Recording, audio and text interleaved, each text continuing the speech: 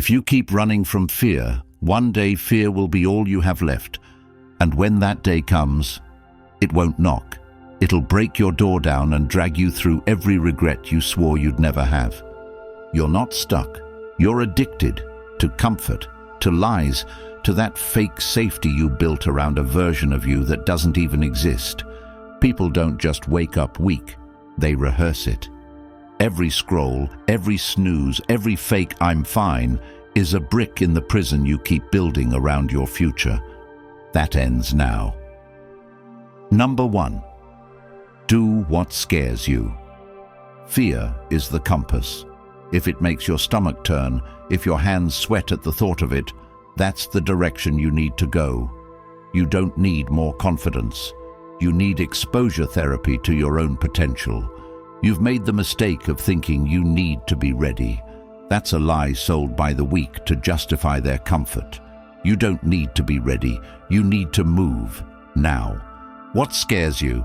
That thing you've been putting off for years. That's it. That's your gatekeeper. That's the wall between who you are and who you keep pretending you want to be. Let's speak the truth. You are scared to start that business because deep down, you believe failure would confirm what you already fear, that you're not good enough. You avoid having that honest conversation because you know once you do, you'll lose the illusion that your relationship is still alive. You avoid quitting your job, not because it's safe, but because it lets you delay greatness without guilt. It gives you a socially acceptable excuse to hide. That fear of starting, of speaking, of changing, of stepping up, that fear is not a signal to stop. It is the siren of your soul screaming, "This is where your life actually begins." Most people never grow, not because they can't, but because they have too many people clapping for their smallness. They surround themselves with others who congratulate them for staying the same.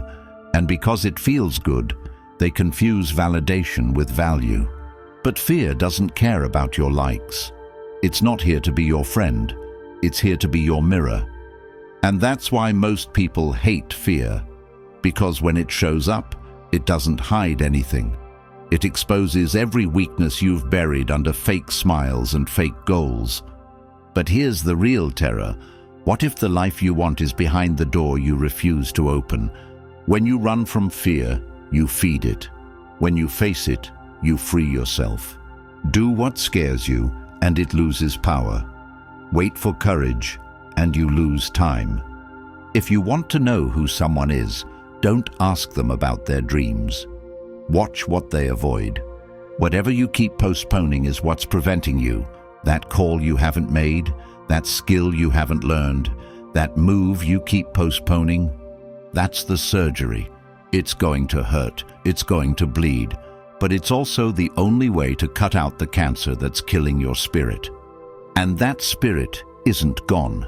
It's trapped under layers of comfort, fear, and years of playing safe. You keep waiting for the right moment. There is no right moment. There is only right now. Right now, you are either building courage or building chains. You think one more scroll will make you feel better. One more excuse will make you safer? No, you're not a victim of fear. You're a volunteer. So stop waiting. Stop planning the perfect leap. Just leap. Do what scares you. Because fear is not your jailer. It's your invitation to rise. Number 2, comfort is your cage. Comfort doesn't protect you. It deceives you. It tells you you're okay when your soul is screaming you're not. You think you're safe in your comfort zone? You're not safe. You're just sedated. You don't feel the pain of staying small because the world gives you dopamine for delay. You're rewarded for distraction. You're applauded for mediocrity. The algorithm is not your friend. It's your leash. Every time you choose comfort, you don't stay the same. You shrink. Bit by bit, breath by breath, you become less of who you were supposed to be. You've been taught to chase happiness. That's a trap. Happiness is not something you chase. It's something you earn through discomfort, through discipline, through doing the hard things when you least feel like it. You think comfort is peace, but peace without purpose is a padded prison. People sit in their little lives wondering why nothing changes. It's because you built your life to avoid the one thing that causes transformation: pain. Growth does not come from relaxation, it comes from pressure. Think about this. Your muscles grow when you tear them, your mind grows when you stretch it, your spirit grows when it's tested. Comfort? It's where all those things go to die. You say you want more, but do you really? Because wanting is not the same as working. And working means sweating when others sleep, sacrificing when others scroll, showing up when every cell in your body screams quit. Stop saying you want success. Start saying you want struggle. Because struggle is the road. The pain is the process. You want to change your life? Then change your patterns. Wake up earlier than you want to. Move your body when it hurts. Speak your truth, even if it shakes. Do the work when it's inconvenient. Be who you said you'd be, even when no one is watching. Discipline over dopamine. That's how legends are made. Comfort feeds the ego. Discomfort feeds the soul. Your future self is watching. And every time you choose comfort, it weeps. People are dying with comfort in their hearts and chaos in their minds because they know deep down they betrayed their own potential. Comfort is the devil in disguise. It whispers rest when you need war. It says tomorrow when today is the only battlefield. You think you're tired? You're not tired. You're understimulated by your own existence. You don't need rest. You need a mission. You need stakes. You need to bleed for something again. Comfort coddles you with softness and kills you with silence. You don't feel the cut, but you bleed out slowly, bleeding potential, purpose, power. You must make discomfort your companion. Train your nervous system to love resistance. If it's hard, it's working. If it hurts, it's healing. If it scares you, it's shaping you. Make war with comfort. Burn the pillow of procrastination. Shatter the mirror of mediocrity. Because the cage you sit in, you built it. But you can also break it. Choose discomfort. Choose power. Number 3. You are not your thoughts. The voice in your head is not always yours. It's an echo chamber of every limit you've inherited from people who gave up on themselves. You were not born doubting yourself. You were taught to. As a child, you dreamed big. You danced without fear. You spoke your truth without shame. Then the world got to you. Teachers who saw a number, not a person. Parents who praised obedience over courage. Friends who made fun of ambition because they had none. So now, when you hear you can't, it sounds familiar. It sounds safe. But it's not truth. It's trauma. And you've let that voice sit in your head rent-free, directing your life from the back seat. It says, you're not smart enough. You're not strong enough. You don't deserve that life. You're too old, too late, too broken. But that voice is not your voice. It's the accumulation of other people's fears wearing your face. It is a parasite. And you've been feeding it with doubt, with delay, with silence. You want to change your life? Start by changing the radio station in your head. You must interrupt that thought every single time. When it says you're weak, interrupt it with action. When it says you're done, interrupt it with one more rep. When it says no one cares, interrupt it with purpose. You're not crazy. You're not broken. You're not behind. You're just hypnotized by voices that never knew your power. So take back the mic. The real you isn't scared. The real you isn't lazy. The real you is buried under years of noise. Peel it back. Pull it out. Burn the lies. Say it out loud. This thought is not me. I am more than this. I am power in motion. I am truth, unshaken. I am becoming. This is how you win the war between your ears, not by avoiding thoughts, by attacking them. Every time you show up, every time you act in defiance of doubt, you rewire who you are. Your brain doesn't care what you say, it cares what you do. So train it, reprogram it, own it. Because if you don't master your thoughts, they will master you. And they will lead you to a life that looks nothing like the one you were born to live. This isn't about positive thinking, it's about powerful action. Break the loop, kill the lie, speak truth to yourself until it's louder than every voice that ever told you to shrink. Number 4, discipline is power. Discipline isn't just some motivational buzzword, it is the sharpest weapon you will ever hold. If you master it, you'll never beg for success again. People talk about freedom like it's a feeling. It's not, it's a result. And the only way you earn it is through self-control, through obedience to your higher self over your weaker instincts, through doing what needs to be done, even when every voice in your body screams not to. The reason most people never reach their potential isn't because they lack talent. It's because they keep quitting when they feel uncomfortable. They never submit themselves to the process. And as a result, they stay emotionally weak, physically soft, and mentally fogged for life. You say you want the dream life, but you can't even show up consistently without someone watching. You want influence, but you skip the hard things when no one's looking. You call that self-love? That's self-abandonment. Real self-respect is built by doing the hard stuff over and over and over again until the world has no choice but to believe you. Discipline is the only proof that you're serious. Every time you follow through on a promise you made to yourself, you get stronger. Every time you skip it, you break trust with your future.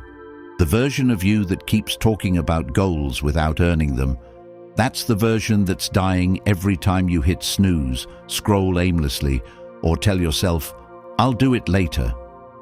People fantasize about motivation. Motivation is garbage without discipline. Motivation will get you started. Discipline finishes the job. When you build discipline, you build a life no one can take from you. You stop relying on moods. You stop needing hype. You become self-sufficient. You build internal gravity. You become a force. Most people hate their lives because they're slaves to their own impulses. You don't feel like working out? That's why you should. You don't feel like reading? That's why you're ignorant. You don't feel like waking up early? That's why you're behind. You're tired because you live under the weight of your unfulfilled purpose. Not because you work too hard. The body breaks from inactivity faster than overuse. The soul is no different. You think you're weak? No, you've just never tested how far you can go, because when it gets hard, you tap out. Not because it's too much, but because you've trained yourself to quit. You've rehearsed giving up. Now rehearse domination. Discipline is the repetition of truth. It is daily death to your excuses and daily resurrection of your power. When you feel pain, you act. When you're tired, you act. When you're scared, you act. That's discipline, and the rewards are endless. Clarity, power, confidence, direction, inner peace. These things don't come from hoping or wishing. They come from work. You don't need a new planner. You need fire. You don't need another productivity app. You need to hold yourself accountable like your life depends on it, because it does. Every time you skip your commitments, you are voting for a version of you that will never make it. Build your schedule around your values, not your feelings. Wake up earlier than your excuses. Prepare before life demands it. Move before the world pushes you. Speak before your silence becomes regret. People will call you obsessed. Good. Be obsessed. That's what winners look like. You will be misunderstood. That's the price of greatness. You will be isolated. That's the tax of progress. You will be tired. That's the cost of purpose. Discipline won't always feel good. It's not supposed to. If it felt good, it wouldn't be rare. It wouldn't be powerful. It wouldn't be yours. It's not about perfection. It's about domination. Dominating your mind, your actions, your direction. Until one day, people ask how you did it, and you smile, knowing the truth. You outsuffered your old self. Number 5, kill the old you. You can't step into the future while dragging a corpse from your past. That version of you, the one that made peace with being average, it has to go. Don't upgrade it. Don't improve it. Don't negotiate with it. Kill it. Kill the part of you that wakes up without purpose. Kill the part that checks their phone before their vision. Kill the part that shrinks when it's time to lead. Kill the part that lies, hides, escapes, conforms. Because as long as that part lives, it will poison every plan you make. It will whisper in every moment of weakness. And one day, it will drag you into the grave with it and bury your dreams next to your potential. You are not both versions. You are not the lion and the sheep. You are not the victim and the warrior.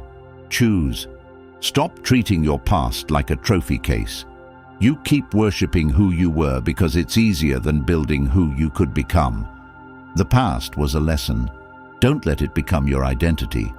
Some of you wear your old pain like a name tag. You introduce yourself by your wounds. You tell your story from the lens of what happened to you, not what you overcame. Let me say it plainly. Your past is not your prison. Your attachment to it is. You're addicted to the pain because it gives you an excuse. But excuses don't build empires. They build coffins. So today we dig, not to find gold, to bury weakness. Your weakness has habits. Kill them. Your weakness has a voice. Mute it. Your weakness has comfort zones. Burn them. It doesn't matter what people say. It doesn't matter how long you've been stuck. You can be reborn in a single day, the day you decide that the old you is dead. Don't wait for a tragedy to wake up. Create one. A spiritual funeral, right here, right now. Close your eyes and picture that old version of yourself, the one who apologized for being intense, who said yes when they meant no, who avoided pain, who ghosted their dreams. Now picture putting that version in a coffin, closing the lid, and walking away. You don't have to be that person anymore, not ever again. From this day on, you operate differently. You think differently. You speak with clarity. You move with fire. You act with finality. The new you has no tolerance for mediocrity, no space for emotional poison, no time for distractions dressed as pleasure. Your boundaries are sharp. Your energy is sacred. Your life is non-negotiable. People will not understand. They're not supposed to. They didn't understand the old you either, but at least the new you will respect yourself. And when that respect hits, your entire world shifts. Because everything you attract will rise to meet the frequency you operate at. So don't look back, not even for a second. There's nothing there for you. Don't cry for the old you. It had to die so the warrior could rise. Say it out loud. I bury my weakness today. This isn't just motivation. This is transformation. And if you made it to the end of this, you're not here by accident. Your old self brought you here, but it won't carry you any further. No one is coming to save you. That's the bad news. The good news?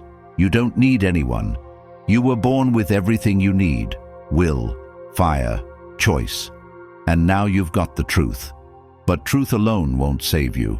Action will. This isn't a feel-good speech. This is a death sentence for every lie you've believed about yourself. From this moment on, your new life begins. No second chances, no negotiations. You kill weakness, or it kills you. Smash that like button if you're done living soft. Subscribe if you're ready to walk through hell to meet the strongest version of yourself. Share this with someone stuck in the same cycle you broke. And if you want us to keep dropping the realest, most raw, life-changing truths, support this channel. Every view, every comment, every share makes it possible to reach people drowning in silence and suffering. Be the reason someone else wakes up. Because when you support this mission, you don't just change your life. You help make this message accessible to those who need it most.